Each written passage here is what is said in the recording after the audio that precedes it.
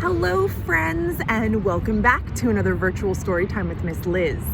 Today, as you can probably tell, it is a beautiful day in the city of Philadelphia, and so I am going to read today's story in Franklin Square Park. If you look behind me, you can see the carousel and the big trees and the blue sky, and I hope that you are having fun no matter where you are. Today, we're reading a story about feeling worried. Feeling worried can be one of the most difficult emotions to deal with.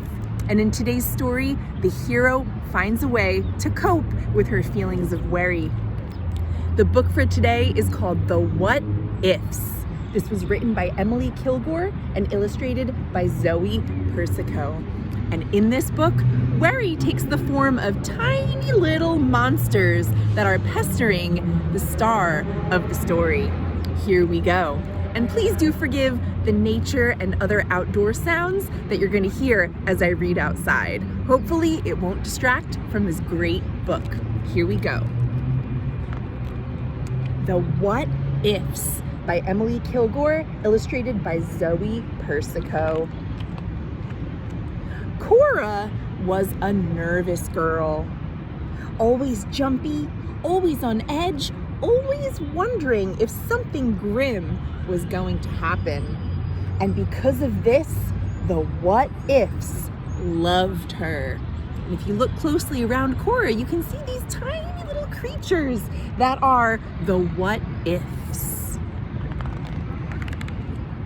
Heavy, lumpy, and grumpy, the What-Ifs are everywhere. In bright rooms and in dark corners, in busy hallways and hushed libraries, like in this picture, in big cities and small towns. Wherever there are people to worry, there are What-Ifs. They slink in from unknown places and swiftly attach themselves to people when they least expect it. Then they whisper a question so quietly, so softly, so gently that the person usually doesn't know that the What-Ifs are there at all. Here they are whispering in Cora's ear. From the moment the sun first peeked through her window in the morning to the time she pulled a warm quilt over her head at night, Cora's What-Ifs followed her everywhere. What if my dog runs away, she thought. What if I forget my homework? What if the sun stops shining? What if my crayon breaks? Some of these what-ifs were things that Cora had control over, like her homework and her crayons breaking. Some of those things are things she did not have control over, like if the sun stopped shining or if her dog ran away. You can worry about all sorts of things, and some of them you don't have the power to change. Many people think about their what-ifs for a moment or two, but can briskly brush them off. Cora, though, could not. Look at all the other kids in Cora's class. And look at Cora. The What-Ifs are making her have a really tough time. It didn't matter if the What-Ifs questions were silly or frightening, if they were likely or impossible. As soon as Cora thought about them, the What-Ifs grabbed control of her. She would get overcome with her worry. It looks like it was hard for her to focus on anything else. One week, Cora had more what-ifs than usual. Her piano recital was just days away. Even though she had practiced and perfected her song, the what-ifs started creeping in. What if my fingers shake?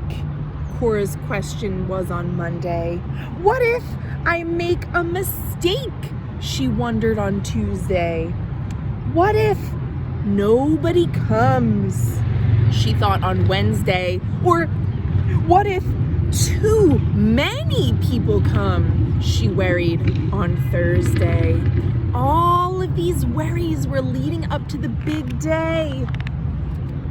And by the day of her recital, the what-ifs were unbearable. Cora stood backstage, anxiously awaiting her turn to perform.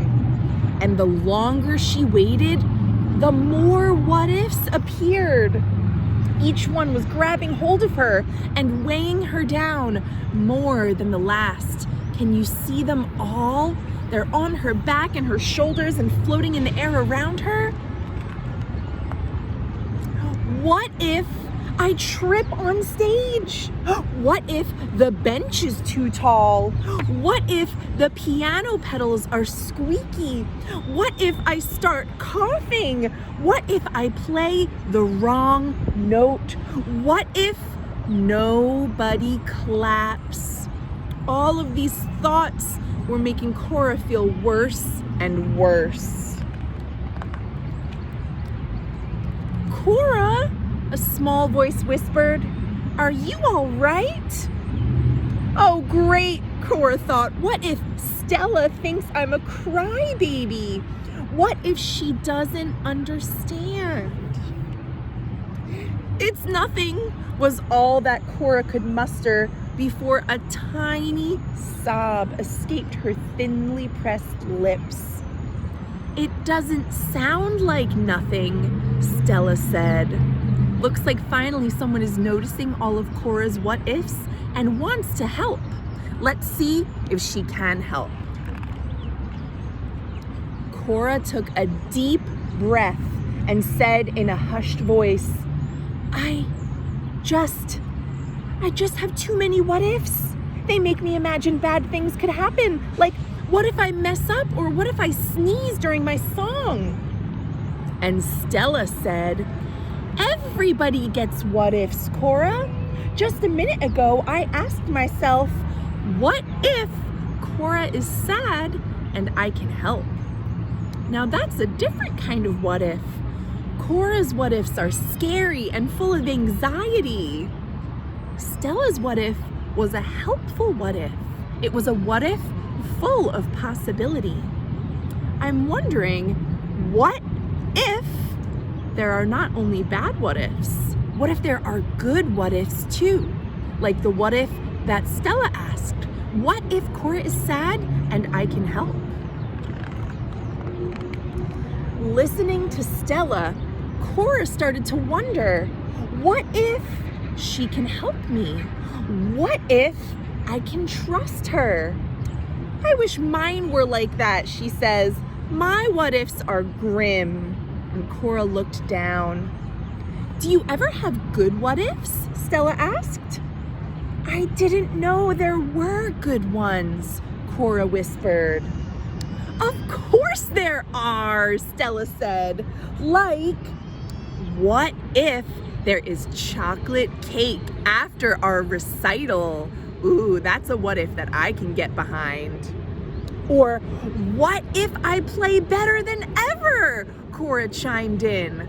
Looks like she's finally getting the hang of spinning the what-ifs into something positive. Cora peered at the boy pounding out his piece on the piano. It was almost her turn. Cora suddenly felt her what-ifs begin to change. The heavy and grumpy and lumpy what-ifs slowly slunk away, while new ones arrived in her place. These were brighter and more positive than the other what-ifs. Just then, the teacher announced that it was Cora's turn. Cora walked up to the piano without tripping. The bench was just the right height. Her hands quivered as they hovered over the piano keys. But then she sat down and began to play. And the grim what-ifs slowly continued to disappear until... clunk! Cora hit the wrong note. It was one of the things she was worried about. What do you think is gonna happen? Oh no, she thought. What if everyone laughs at me? What if I get booed off the stage? Cora wanted to cry. She tried to ignore the people staring, waiting for her next move. Then, out of the corner of her eye, Cora saw Stella, saw her giving her a thumbs up. She was saying, "You can do it, Cora." "What if I can do this?" asked Cora. Cora took a deep breath and she started to play again with confidence. And this time her fingers danced across the keys. When she finished, the room filled with applause. Cora took her bow and she smiled at Stella. She couldn't help but wonder, what if I made a new friend today? And it looks like she did. And it looks like another one of the what ifs came true. What if there was chocolate cake after the recital? And that, my friends, is the end. I hope this story about worries somehow reached you and showed you that it's okay to worry, but we don't have to let our worries control us. And there are always people waiting to help when we feel like we can't deal with our feelings alone. Thank you all so much for reading with me today on this beautiful day, and I will see you tomorrow for more great books. Thanks for watching.